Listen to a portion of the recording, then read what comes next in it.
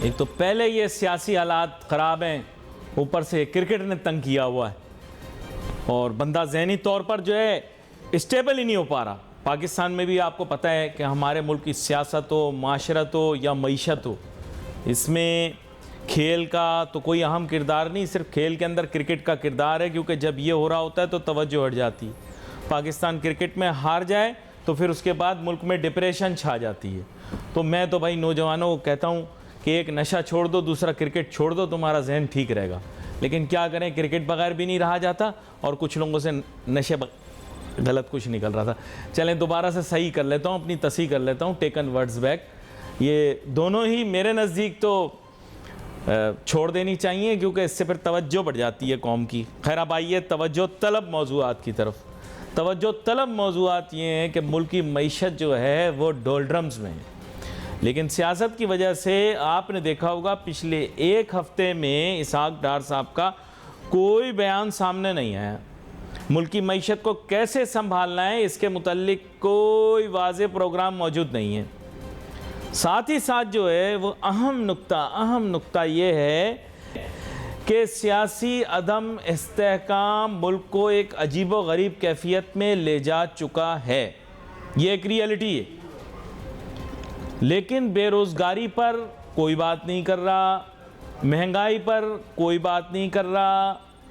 अजीब व गरीब किस्म का माहौल है, जहां मामला सियासत और क्रिकेट के दरमियान हिल जुल कर रहा है। क्या अगले वक्त की रोटी आपके लिए ज़रूरी नहीं है? क्या आपकी आमदन आपके लिए ज़रूरी नहीं है? क्या महंगाई आपके लिए ज़रूरी नहीं? कल की अहम बैनुल अक़वामी ख़बर यह भी थी कि शायद बरतानिया में शरह मुनाफा के अंदर इजाफ़ा हो जाए मरकज़ी बैंक की जानिब से। शायद अब हो गया नहीं हो गया, खैर मैंने अभी ताज़ा ख़बर तो नहीं देखी। और वहाँ का वज़ीर आज़म भी बदल गया, ऋषि सोनक, उनका ताल्लुक़ यहाँ हमारे गुजरांवाला शहर से है और ख़ान साहब भी इस वक्त गुजरांवाला में ही हैं। गुजरांवाला की बड़ी अहमियत है भाई। तो ऋषि सोनक साहब जब वज़ीर आज़म बने, पहले इनके ऊपर ज़िम्मेदारियाँ जो थीं वो मईशत की थीं। अब वज़ारत उज़्मा का बोझ उनके कांधों आ गया, लेकिन वो भी मईशत को देख रहे हैं। इसी तरह हमारे मुल्क के अंदर भी मौजू मईशत ही है और यही रहेगा। मसले का हल क्या है, लोग मुझसे पूछते हैं। देखें, इमरान खान साहब और उनकी पार्टी के लोग जो निकले हैं सड़कों पर, ये बाकायदा प्लानिंग के तहत निकले। प्लानिंग होती है हर किसी की। रोकने वालों का भी प्लान है, एहतिजाज करने वालों का भी प्लान है। एहतिजाज करने वालों का और रोकने वालों के प्लान के दरमियान एक फ़र्क है, वफाकी हुकूमत और इमरान खान। देखिए, एक चीज़ आप लोग भूल गए हैं कि इस वक्त पंजाब में इमरान खान साहब की हुकूमत है। इसके माने ये हैं कि पंजाब में वो जहाँ जाएं, जिस तरह से जाएं, जैसे भी जाएं, उनकी मर्ज़ी, उनको कोई हाथ नहीं लगा सकता। ये मैं आपको बता रहा हूँ, क्योंकि पुलिस तो आती है वज़ीर आला के अंडर में और वज़ीर आला का कोई इंटेंशन नहीं है कि इमरान खान पे कोई उंगली भी रखे। इसलिए भले वो पूरे पंजाब में घूमते रहें, सैर करते रहें, अपनी ताकत दिखाते रहें, पावर शोज़ करते रहें, उनको खुली आज़ादी है। सिर्फ़ और सिर्फ मसला शुरू होगा जब वो इस्लामाबाद में दाखिल होंगे।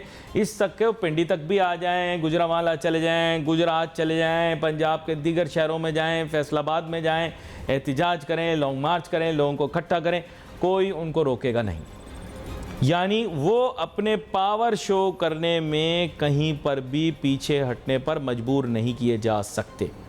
उनका एम ये है कि 2 हफ्ते वो सड़कों पर रहें और इन 2 हफ्तों के दौरान वो गली गली, कूचा कूचा, शहर शहर जाएं और अपनी ताकत दिखाएं। इन 2 हफ्तों के बाद, ये मैं रियलिटी बता रहा हूँ आपको। देखें, पहले ये इन्होंने कहा हम 4 को पहुँचेंगे इस्लामाबाद, अब मुल्क तज़ब्ज़ुब का शिकार।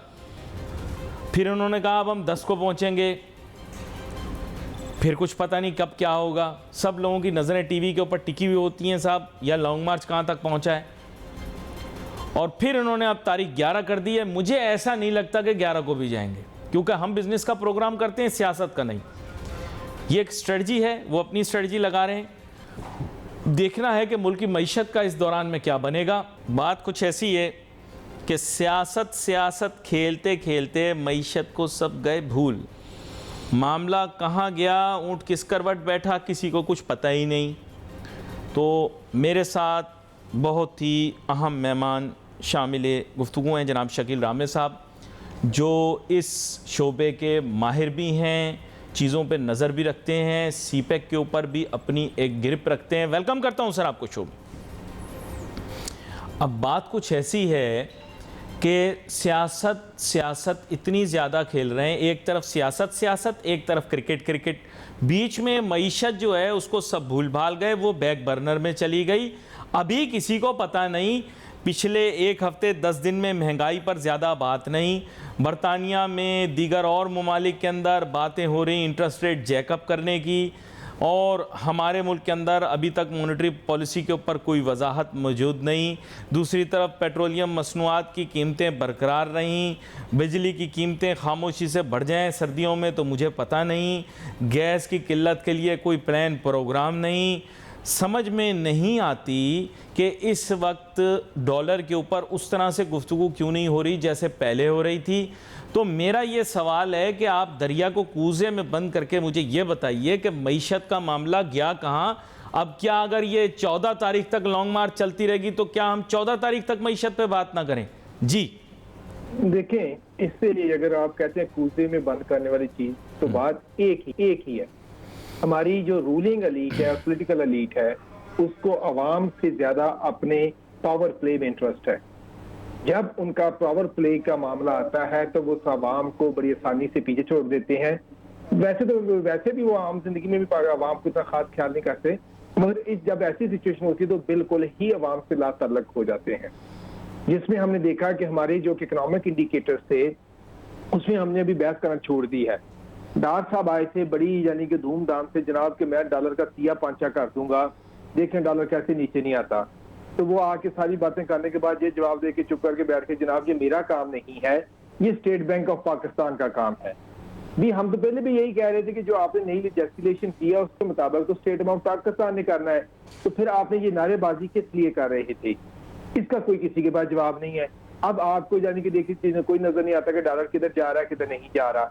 हम उस वक्त भी कह रहे थे आप रिएक्शनलाइज करें, आपकी इकोनॉमिक सिचुएशन वर्स हो रही है तो आप डॉलर को नीचे लाने के काबिल नहीं रहेंगे। अच्छा, मासूमाना बादामियाना सवाल आपसे पूछना चाहता हूँ, वो ये है कि बैनुल-अक़वामी आज़ाद जदीद मईशत के उसूलों के मुताबिक इंटरेस्ट रेट डिफरेंशियल बहुत सारी जगहों पर यह तय करता है कि फ़ॉरेन एक्सचेंज रेट दो ममालिक के दरमियान क्या होगा। पाकिस्तान अगर देखें, बैनुल-अक़वामी ऐसा कहा जाता है कि बैनुल-अक़वामी इदारे ये कहते हैं पाकिस्तान अगर अपना इंटरेस्ट रेट बढ़ा देता है तो फिर फिर डॉलर की कदर वो कम कर सकता है इंटरेस्ट रेट डिफरेंशियल की बुनियाद पर, लेकिन मौजूदा तौर पर ज़बरदस्ती अगर इंटरेस्ट रेट को नीचे रखने की कोशिश करेगा तो फिर मसला पैदा होगा। क्या कहते हैं आप? देखिए, ये सारी चीज़ें अपनी जगह, जब तक आप डॉलर कमाते नहीं हैं आपको ये प्रॉब्लम रहेगा। असल मसला तब हल होगा जब आप डॉलर कमाना शुरू करेंगे। अब क्या हो रहा है, अगर आपकी 100 रुपया के डॉलर 100 डॉलर कमाते हैं तो 250-300 डॉलर आप लोगों को बाहर भेज देते हैं। इसका मतलब है 150-200 का जो डिफरेंशियल आपके पास आ रहा है, आपने वो 150-200 कहीं से प्रोड्यूस करना है। इस सिचुएशन में आप डॉलर की कीमत को स्टेबलाइज नहीं कर सकते। आपको पहले ऐसे मैकेनिज्म डेवलप करने पड़ेंगे जिससे डॉलर कमाया जा सके। एक्सपोर्ट बढ़ानी पड़ेगी, प्रोडक्शन बढ़ानी पड़ेगी, आपको इंपोर्ट कम करनी पड़ेगी, आपको यानी और सर्विस सेक्टर में आपको लेके आने पड़ेंगे, आपकी इनकम बढ़ानी पड़ेगी। अब इससे तो हमें चीजें नजर नहीं आती, इससे तो वो बयान नजर आते हैं, सिर्फ चीजें नजर नहीं आती। जब तक ये काम नहीं होगा भाईजान, आप इस जगह तो घूमते रहें, आपको हासिल कुछ नहीं होना। देखें, आपने जैसे बोला कि डॉलर कमाने के लिए सरप्लस चाहिए, सरप्लस पाकिस्तान के पास मौजूदा हालात में मौजूद नहीं है। Let's be realistic. दूसरा सोर्स है फॉरेन इन्वेस्टमेंट, उसके लिए वज़ीर आज़म चीन गए थे। अब सदर जी ने क्या कहा, क्या बात हुई, किसी ने इसके मुतल्लिक बात ही नहीं की, क्योंकि इतना ज़्यादा इवेंटफुल डे रहा और सारा मरकज़ जो है वो कंटेनर बनाया हुआ। आप मुझे बताएं, दिल से बताएं, क्या अगर हम पूरा दिन इमरान खान करते रहेंगे तो लोग तो मौजूदा वज़ीर आज़म का नाम ही भूल जाएंगे ना? तो अपने ऊपर आपने हावी किया हुआ कंटेनर को और इमरान खान को, तो फिर मईशत पर बात कहाँ होगी? आप मुझे बताएं। Everyone is obsessed with him and where he is going. किसी ने ये नहीं पूछा कि भाई चाइना गए, वहां पे क्या बात हुई? क्या कहते हैं? देखिए, आप जो बात कह रहे हैं ना, कि हर वक्त वही बात हो रही, कंटेनर पे है, मगर आप पीटीआई से पूछिए, लेकिन वो कहते हैं जी हम पे तो मीडिया बैन हुआ है। तो वो कह रहे हैं मीडिया बहन हुआ, आप कहते हैं हर वक्त वो कंटेनर पे है। तो मेरे लिए मुश्किल है, मैं किसकी बात करूं? नहीं, मैं ये कहता हूं कि ये ऑब्सेशन देखें, मैं तो खैर एक न्यूट्रल आदमी हूं, लेकिन ये कि मैं ये कह रहा हूं कि ये जो हमारा ऑब्सेशन क्रिएट हो जाता है, हम किसी से ऑब्सेस हो जाते हैं, वो अच्छाई में या बुराई में, तो कहीं ऐसे ना हो कि इतनी नफरत हो जाए कि मोहब्बत हो जाए, क्योंकि आपको पता है ना नफरत की इंतहा फिर मोहब्बत पे ख़त्म होती है। तो हम we have to draw a line और we have to ask, I would like to ask an expert like you कि what did you read and what have you heard about what is the progress on CPEC? After all, the Prime Minister has met with President Xi, who has got a mandate for next many years to remain the president of China or the head of state of China. जी देखिए, मैं कल भी कुछ channel से बात कर रहा था, तो मैंने यही बात की थी। चीज को आप दो चीजों में देख सकते हैं, दो तरीके से। एक ये है कि चाइना से आपको अपॉर्चुनिटीज क्या मिल रही है, और दूसरी ये है कि आप अपॉर्चुनिटीज से बेनिफिट कर भी रहे हैं कि नहीं। अगर हम अपॉर्चुनिटीज की बात करें तो चाइना तो हमारे साथ खुला हुआ कहता है, जो आपको चाहिए बात करें हमसे। देखिए, पहले भी उन्होंने 4.5 बिलियन जो ये डॉलर का रोल ओवर दिया, अभी पाकिस्तान ने मोर देन 6 बिलियन का रोल ओवर मांगा, उन्होंने कहा जी हम इससे भी सोचते हैं कि आपको दे दें। फिर उन्हें आपके साथ एग्रीकल्चर कॉपरेशन को एनहेंस किया, इंडस्ट्रियलाइजेशन प्रोसेस है, science and technology, green corridor की बात हो रही है। इसके अलावा जी कितनी चीजों की बात हो रही है, वो तो आपको अपॉर्चुनिटीज दे रहा है। हम उनको कहते हैं जी कि हम आपको एक्सपोर्ट बढ़ाना चाहते हैं, वो कहते हैं बताओ क्या बेचोगे। बात अब आती दूसरी तरफ, हम क्या कर रहे हैं। देखें, हमारे अभी तक हम जो नाराबाजी से नहीं निकल पा रहे, जो असल काम चाहिए था करना वो नहीं कर पा रहे। देखिए, हम इंडस्ट्रियलाइजेशन की बात करते हैं तो जो स्पेशल इकोनॉमिक जोन है जिनको 4-5 साल पहले बन चुके होना चाहिए था, जब नून लीग की पहली गवर्नमेंट थी तब भी बन चुके होना चाहिए था इनको, वो अभी तक नहीं बन रहे। कहते हैं हमने 2 को भी एक्सपेडिएट कर रहे हैं, ये हो गया वो हो गया। लेकिन मार्केट तो हमारी कभी भी चाइना नहीं होगी ना, let's be very realistic. Market हमारी कभी चाइना होगी नहीं। Secondly the cost of production. देखिए, चाइना की इतनी बड़ी मार्केट है, आपकी सोच है भाईजान। अब देखें जो एग्रीकल्चर की मार्केट है, चाइना 300 बिलियन डॉलर की उनकी ट्रेड है सिर्फ एग्रीकल्चर की, जिसमें वो यानी कि 100 बिलियन का वो जो है इंपोर्ट करता है एग्रीकल्चर प्रोडक्ट्स, जिसमें मीट आता है, वेजिटेबल्स, फ्रूट्स, और उनकी पॉपुलेशन बड़ी है ना, तो वो इंपोर्ट करते हैं। मगर हमें वो कहता है मीट एक्सपोर्ट करो मुझे। हम अभी तक फुटमोर डिजीज फ्री एरिया यानी डिक्लेयर कर चुके हैं। चाइना ने कहा आप एरिया डिक्लेयर करो, हम वहां पर इन्वेस्टमेंट करेंगे। हम अभी तक वो नहीं कर पा रहे। दूसरी चीजें हैं, हमें क्वारंटाइन मेथड्स को मीट करना पड़ता है, हम वो नहीं करते। अच्छा, हम एसएचजीज को अभी तक नहीं बनाया। फिर एग्रीकल्चर की बात हुई, उसको भी हमने अभी तक वहीं के खड़े हुए हैं। अब देखिए, कोई बंदा आपको अपॉर्चुनिटी तो दे सकता है, आपके मुंह में नवाले नहीं डाल सकता।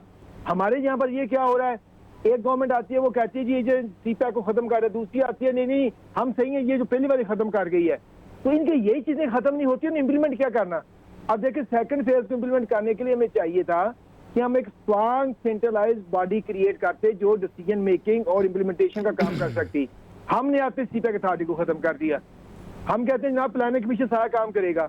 मुझे कोई बंदा जो समझा दे कि प्लानिंग कमीशन के पास ये पावर है तो किसी दूसरी मिनिस्ट्री को कहे ये काम करो। नहीं, देखिए मेरी बात सुने, ये बेबी एहसन इकबाल साहब का था, तो जाहिर बात है आप उनको एडमिनिस्टर करने देना। अब वो पैरेलल लाइंस ऑफ अथॉरिटी आप क्रिएट कर देंगे तो वो किस तरह अपने ऑब्जेक्टिव्स अचीव करेगा, जिसने प्राइमरी उसके लिए केपीआईज और टीओआर प्रोजेक्टेड ऑब्जेक्टिव्स जो बनाए हैं वो अचीव करने के लिए वही आदमी जाएगा ना जिसने मौजूद है जो पूरे मंसूबे का। वो तो भले थे, वो तो हमें हैंडआउट्स दे देते थे। ये चाइना वाले बोलते हैं काम करके दिखाओ, ये करो वो करो, और शकील नामे साहब कहते हैं कि ये वाले सही हैं। सर ये वाले कैसे सही हैं? वो सही है ना, वहाँ काम कुछ नहीं करना पड़ता, वो ऐसे ही हमें पैसे दे देते हैं। चाइना वाले तो हमें कह रहे हैं ये करो वो करो फिर पैसे देंगे। और फिर ये तो बेटी की शादी वाला माहौल है कि खुश हम बहुत हो रहे हैं लेकिन पैसा हमारा अपना ही खर्च हो रहा है। तो वो बेहतर थे ना, उनके साथ अलायंस रखते हैं ना। उनको आप तड़ियाँ दे रहे हैं, देख लूँगा, अड़े ओए, वो लोग ज़्यादा अच्छे हैं। पहली बात तो ये है कि आपने जो बात की है किसका बेबी है। ये जो सीपैक है ये किसी का बेबी नहीं है, ये दोनों मुल्क की फ्रेंडशिप का एक फ्रूट है कि जो बड़े सालों से इस पे काम हो रहा था। अगर आपने सीपैक का पहला देखना है, इसको क्या कहते हैं कि इसका ब्लूप्रिंट देखना है, तो आप 2003 का जो डिक्लेरेशन है, बीजिंग डिक्लेरेशन, उसको देखें। आपको एक एक चीज उसकी नजर आ जाएगी उसमें कि ये सारा कुछ उसमें डिस्कस हुआ था। दूसरी बात ये है, सारे बातों के शेर हैं, ये हो या पीछे वाले हो, जो रियल काम है हम वहां पर तवज्जो नहीं दे रहे। हम जो तवज्जो देने की जरूरत है, मैं आपको बात कर रहा था, आप ग्राउंड पे काम करें। अब देखें, अगर आप सिर्फ पैसे लेके, जो क्या कहते हैं, जैसे आप बात कर रहे थे, तो जो आपको दे देते थे पैसे, चलो जी कर लो, बात खत्म होगी। अब उसका रिजल्ट हम भुगत रहे हैं ना, हम पे कर्जा चढ़ चुका है, हम उस कर्जे को वापस करने के लिए भी कर्ज ले रहे हैं, और हमें कुछ पता नहीं है कि हमने कर्ज वापस कैसे करना है। डॉलर हमारा उस वजह से काबू में नहीं आ रहा, महंगाई बढ़ रही है, हमारी गुर्बत बढ़ रही है। तो देख उसके ये नहीं, लेकिन मुशर्रफ वाली पॉलिसी ठीक थी ना, जो कह मान लो, नोटू मिलता रहेगा। नहीं नहीं नहीं, मुशर्रफ की जो पॉलिसी है, आप उसको बड़ा गलत डिलिब्रेशन में जाते हैं। मुशर्रफ के बहुत अच्छे काम है, मतलब सी पैक का जो काम है चाइना के साथ, मुशर्रफ के पहले 4-5 साल आप पढ़ के देखें, उन्हें कितनी मेहनत की है चाइनीज गवर्नमेंट के साथ इस प्रोग्राम को फाइनलाइज करने के लिए। अब तो सारे बेनिफिट कहा रहे हैं ना उसका। वो हमारा मसला ये है कि उसका कोई, वो एक डिक्टेटर था और उसका कोई सक्सेसर नहीं है जो उसको हाईलाइट कर सके उसने क्या किया है। बाकियों को सारे कुछ, तो बाकी सारे सक्सेसर है। तो अब ये चीज जो है हमें देखनी पड़ेगी, हमें काम करना पड़ेगा भाईजान। उसके बाद जितनी मर्जी बातें करते रहे हम कुछ नहीं अचीव कर सकते। काम करना तो मुश्किल काम है ना। ये चीज़ ठीक थी ना कि कोई ना कोई काम करके दूसरों का दे दो, या दूसरे अपना काम खुद ही दिखा दें, हम खाली पेमेंट पकड़ लें, जो कि माजी में होता रहा है। देखे ना, फिर उसका रिजल्ट हम भुगत रहे हैं ना। हम अब कर्जा चढ़ चुका है हम पे, अब उसका कोई फायदा तो नहीं ना हुआ। अगर उसका कोई फायदा होगा तो मुझे बताएं आप कि ये फायदा हुआ है, हमारी सॉवरेनिटी कंप्रोमाइज हुई, हमारे अभी तक हमें ये नहीं पता चल रहा हमने करना क्या, अब कर्जे कहाँ से वापस करने हैं। अच्छा, मैं आपसे एक सवाल पूछ लूँ। मैं कल भी, बल्कि क्योंकि इल्म तदरीस से ताल्लुक़ है, मैंने अपनी जो जमात थी, क्लास थी, उसमें भी ये सवाल पूछ लिया कि हमारे मुल्क का 10 ईयर 20 ईयर 50 ईयर प्लान क्या है, हमारा फ्यूचर का विजन क्या है। आप मुझे बता दें, फिर मैं आगे बढ़ूँगा। आप पहले ये बताएं ना, विजन है ही नहीं हमारे यहाँ कोई। देखिए ना जी, बात यह है, हमारा विजन पता क्या है जी। जो गवर्नमेंट, जो पार्टी गवर्नमेंट में आती है ना, उसको पता नहीं उसके लीडर को कहां से ख्वाब आता है, वो दुनिया जहान की सारी चीजें जानता है और उसका विजन हो जाता है। 5 साल बाद वो बदलता है, उसका विजन खराब होता है, नई पार्टी के लीडर का विजन आ जाता है जो दुनिया जहान की हर चीज को जानता है। हमारा जो विजन बनाने का तल्लक है ना, वो हमारी कंटिन्यूटी से आता है, वो है नहीं हमारे। हम आते हैं कि आते कहते हैं दूसरी के साथ नील इनवाइट कर दो, नए सिरे से शुरू करो। भाई आप ऐसा करें, आप आपस में लड़ें, जो मर्जी करें, जो इकोनॉमिक पॉलिसीज है उनको लेके चलें, जो आपकी दूसरी पॉलिसी है उनको लेके चलें, ताकि उसमें कंटिन्यूटी ले और लोगों की जिंदगी में कोई फायदा हो। हम वो नहीं करते। हम समझते हैं जनाब पहली बार गवर्नमेंट में सारी बुराइयां थी, अब जो नई गवर्नमेंट आई है तो इसमें सारी अच्छाइयां होगी, और इसका जो लीडर है वो जनाब दुनिया जहान का सबसे बेस्ट विजनरी लीडर है, उसका विजन है, हर चीज का उसको पता है, उसकी फिंगर टिप्स पे है। तो चलें जी, उसकी बात मानते हैं आप। तो ऐसी सिचुएशन में तो हम कुछ नहीं ना कर सकते। ये आपने एक ऐसी बात की है जिसके ऊपर मज़ीद तफसीली गुफ्तगू की ज़रूरत भी है। सियासत सियासत सियासत सियासत खेलते खेलते मईशत कहीं पीछे रह गई, और मईशत के बारे में गुफ्तगू भी पीछे रह गई, और ये भी भूल गए कि माजी की हुकूमत इमरान खान साहब की वो हटाई गई इस वजह से कि उनसे मईशत मैनेज नहीं हो रही थी, उनसे मईशत मैनेज नहीं हो रही थी। इसीलिए मुल्क की इंटेलिजेंसिया ने खामोशी से इसको नोट दिया जब उनको हटा दिया गया।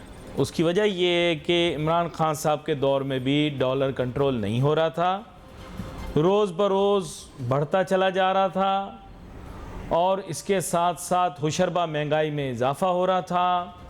जनाब शौकत तरीन साहब से भी मामलात संभल नहीं रहे थे, और मईशत ही वो वजह बनी। महंगाई मुकाओ नाम के तहरीक चली, जिसके नतीजे में फिर इवेंचुअली इमरान खान साहब की हुकूमत ख़त्म हो गई। अब जो भी अपनी तरफ से उसको शक्ल देना चाहे, जैसी भी शक्ल देना चाहे, उसकी मर्ज़ी, लेकिन मईशत बुनियादी नुक्ता था। ये हुकूमत जब आई तो इसके एजेंडे में सबसे पहले मईशत थी, लेकिन मिफ्ता इस्माइल साहब ने कहा कि मुझे मुश्किल फ़ैसले करने हैं, ये करना है, वो करना है, और उन्होंने सियासत की नैया नून लीग की डबो दी, और जब वो नैया डूब गई, इमरान खान साहब को दोबारा से रास्ता मिल गया। उन्होंने इसी को मौजू बनाया, मईशत को। कल भी मैं उनकी एक रिकॉर्डिंग देख रहा था, कल की थी ताज़ा, लेकिन अब तो वो रिकॉर्डेड ही चलाए जा सकते हैं। तो मैंने देखा कि वो भी मईशत के मुतल्लिक ही बात कर रहे थे।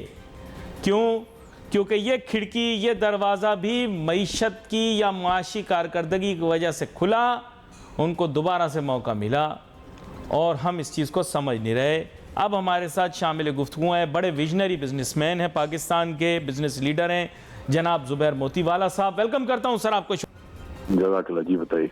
जुबैर मोतीवाला साहब, बात कुछ ऐसी है कि ये सियासत के खेल में और क्रिकेट के खेल में कहीं बीच में मईशत का खेल लोग भूल भाल गए। It has gone to the back burner, to the store room, to the cold storage, and we really don't know where the economy of this country stands as of today. मैं चाहता हूँ आप हमें बताएं, थोड़ा सा एनलाइटन अस। देखिए, जो आपकी बातें हैं वो बिल्कुल ठीक हैं, और जब भी सियासी अदम इस्तेहकाम होता है तो आपका माशी इस्तेहकाम का सवाल ही नहीं पैदा होता, क्योंकि जब आपकी कंट्री के जो इमेज है, जो इंटरनेशनल लेवल पे जो जाता है, वो आपकी सियासत के क्या हालात चल रहे हैं, आपकी मुल्क के अंदर स्टेबिलिटी है या नहीं है, इंस्टेबिलिटी है, उसी हिसाब से लोग करते हैं। मैं पहले भी कई दफा कह चुका हूँ, आप एक सिनेरियो को अपने जहन में लेके आए। एक आदमी न्यूयॉर्क में बैठा हुआ है, उसने कोई सर्टन आइटम इम्पोर्ट करनी है, ठीक है, वो तो उसने एलसीवी खोलनी है, चाहे वो पाकिस्तान से खरीदे, चाहे इंडिया से खरीदे, चाहे बांग्लादेश से खरीदे। या खरीदने वाले को कोई फर्क पड़ता है? जब उसको कोई फर्क नहीं पड़ता, जहां अदब इस्तेकाम होगा वहां से वो हाथ खींच लेते हैं। और हमारी जो स्पोर्ट्स हैं उसके ऊपर बड़ा जबरदस्त प्रॉब्लम आता है, और आज आया हुआ है। लोग ये कहते हैं कि यूएस और यूरोपियन यूनियन बड़ा रिसेशन है, तो मैं ये कहता हूँ कि इंडिया के फिगर्स देख लें, बांग्लादेश के देखें और हमारे देखें। देखिए, जब भी मैं, आप हो, मैं हूँ, कोई भी हूँ, मैं अपनी डिलीवरीज की तो गारंटी करूंगा ना कि ये है या नहीं है। मैं समझता हूँ कि हमारे तमाम सियासतदानों को, हर एक को, चाहे वो गवर्नमेंट बैठे हैं, चाहे अपोजिशन बैठे हैं, कहीं बैठे, उनको जो है ना ये देखना चाहिए कि उनकी जो भी इनकी कार्रवाई है, जो भी इनकी एक्टिविटी है, कहीं उससे मुल्क की इकॉनमी तो हर्ट नहीं हो रही, जो कि आज बहुत बुरी तरह से हर्ट हो रही है। और आज हम we are passing through the worst of the economical crisis in the history of Pakistan.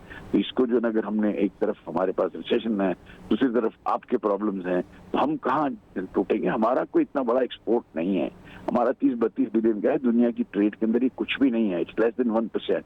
तो अगर आप उसको अगर हम उसको भी नहीं बचा सकते, उसके अंदर भी अगर हम कमी ला रहे हैं, तो हम कुछ नहीं कर सकेंगे। हमारी इंपोर्ट्स बढ़ेंगी, एक्सपोर्ट्स कम होंगी, और पाकिस्तान जो है ना, अगर आप देख लें टेक्निकली क्या पोजीशन है, मेरे मुंह में खाक, लेकिन अगर आप टेक्निकली देखें और उन पैसों को जो कि चाइना के हैं, जो सऊदी अरब के हैं, जो आपको इस्तेमाल से मना किया हुआ है, तो we are technically not well, we are absolutely not well. तो ये सबको देखना चाहिए, सबको नजर आता है। अच्छा, ये मुख्तसर सी एक बात पूछूंगा आपसे। बात यह है कि ये सीपैक मंसूबा भी कुछ बेटी की शादी की तरह का हो गया है। इस पे खुशी तो बहुत मनाई जा रही है, लेकिन पैसा अपनी जेब से ही जा रहा है। सीपैक का मंसूबा भी इससे बहुत मुमासलत रखता है। नोटू हमारी जेब से ही लग रहा है। आप भी बिजनेसमैन आदमी हैं, खुश भी हम हो रहे हैं, नोटू भी हमारी जेब से लग रहा है। वहाँ से पैसा कब मिलेगा? ये तमाम लोग, देखिए, मैं ये समझता हूँ कि आज की दुनिया मटेरियलिस्टिक दुनिया है। हाँ। आज की दुनिया में कहीं कोई ऐसा नहीं है कि भाई भाई को जब उधार देता है तो शराइत तय करता है और कहता है कब मुझे माल मिलेगा, कब मैं पैसे लेंगे। तो चाइना जो है ना, कमर्शियल कंट्री है चाइना, आपका देखिए दुनिया को रूल कर रहा है इकोनॉमिकली, और उसके सबसे बड़ा एक्सपोर्टर। तो ये नहीं कह सकते आपके जो है ना, अब चाइना हमारे साथ है तो हमारी दोस्ती है, हमारी दोस्ती बड़ी अच्छी होगी, पहाड़ों से ऊंची होगी और समंदरों से नीचे तक होगी। लेकिन एक चीज होती है कि 2 और 2 मैंने 4 करने हैं, तो मैं आपसे बिजनेस क्यों करूं? 2 और 2 5 होंगे तो मैं बिजनेस करूंगा। नहीं, लेकिन वही पोजीशन चाइना थोड़ी सी वजाहत यहाँ इसलिए चाहिए क्योंकि आपके मुल्क के अंदर जो नरेटिव बनाया गया वो ये है कि ये G2G है, ये B2G नहीं है, ये G2B नहीं है, बल्कि ये G2G यानी गवर्नमेंट टू गवर्नमेंट है। तो फिर गवर्नमेंट टू गवर्नमेंट कोई भी प्लान हो, आप अगर गवर्नमेंट आपने प्लान बनाया सड़क बनाने का, तो क्या सड़क गवर्नमेंट तो नहीं बनाती, गवर्नमेंट फिर आगे कॉन्ट्रैक्ट देती है, तो वो ट्रिकल डाउन होता है और लोगों तक उसकी खुशहाली जाती है। ये कहना कि गवर्नमेंट टू गवर्नमेंट है, ये तो बात ऑन पेपर्स ठीक है, लेकिन चाहे वो गवर्नमेंट हो चाहे गवर्नमेंट हो, जब भी वो कोई प्रोजेक्ट बनेगा तो उसमें लोग तो शामिल होंगे ना, उसके बगैर, बिजनेस कम्युनिटी के बगैर तो कुछ भी नहीं होगा। चाइना नहीं कहता कि G2G है, चाइना तो बहुत क्लियर है कि भाई आपकी गवर्नमेंट हमारे यहाँ, हमारे मुल्क के बिजनेसेस के साथ अग्रीमेंट में है, हम बसीते हैं, हम कह रहे हैं G2G है, वो लोग कुछ नहीं कह रहे। हाँ। अब जो है ना ये मामलात हो रहे हैं, जो प्राइम मिनिस्टर गए हैं तो उन्होंने जो है ना, जो उनके जो कॉर्पोरेट हेड्स हैं उनको दावत दी है कि वो आके हमारे साथ जॉइंट वेंचर्स करें और बात करें। मैं इस बात को बिल्कुल नहीं मानता कि CPEC के अंदर कोई चाइना हमारी कोई मदद कर रहा है। चाइना ने बिल्कुल अपने पूरे जो अब इनके जो अहदाफ हैं उन्होंने वो हासिल करने की वो पूरी कोशिश करेंगे, जिसके अंदर इनको जो सिल्क रूट के अंदर जो रोड चाहिए वो भी चाहिए, जो इनकी मतलब की जो तिजारत है वो चाहिए, और इनकी जो ये बनाते हैं उनको उनका जो है ना सेल पॉइंट्स चाहिए, ये सब चाइना देख रहा है। और चाइना आप जो है ना कमर्शियल कंट्री है। अगर मैं एक्सपेक्ट करूंगा नहीं चाइना मेरी दोस्ती के अंदर मुझे कुछ दे देगा और ये G2G है और जो है ना ये मेरे को मिलेगा, ये बिल्कुल नहीं है। चाइना जहां प्रॉफिट होगा वहां आपके साथ खड़ा रहेगा, जब प्रॉफिट नहीं होगा वो आपके साथ खड़ा नहीं रहेगा। और आगे आने वाले सालों में मुझे लगता है कि अगर मैं दूसरे सीपेक्स देखता हूँ, श्रीलंका के, केनिया के और कई जगहों के, इवन अभी जो मैंने सुन रहा था मुझे अजीब और गरीब बात लगी कि जर्मनी भी जो है ना कोई एक पोर्ट इनको 25% इनको दे रहा है अगेंस्ट सम जो है ना एग्रीमेंट्स। तो ये आप देखिए, ये तो पूरी दुनिया के अंदर चाइना का ऐसे ही, चाइना हमारा दोस्त है, हमारा भाई है, और अगर मैं आपका दोस्त और भाई हूँ तो मैं आपको अपना जो गुड्स मैं बनाता हूँ आपको मुफ्त नहीं दूंगा। हो सकता है आपको मैं कम नफे पे दे दूं, लेकिन मैं अगर बिजनेसमैन हूँ तो मैं उसको लेके दूंगा। मैं इसको चाइना की कोई गलती नहीं समझता।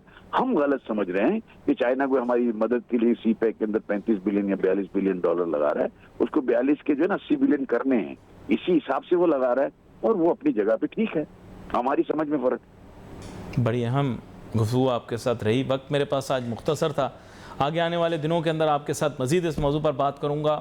आपका बहुत शुक्रिया, आप शो में हमारे साथ शामिल हुए। नाजरीन, we wait for message on Facebook. Ali Nasir हमारी टीम को इजाज़त दीजिए। अल्लाह हाफ़िज़।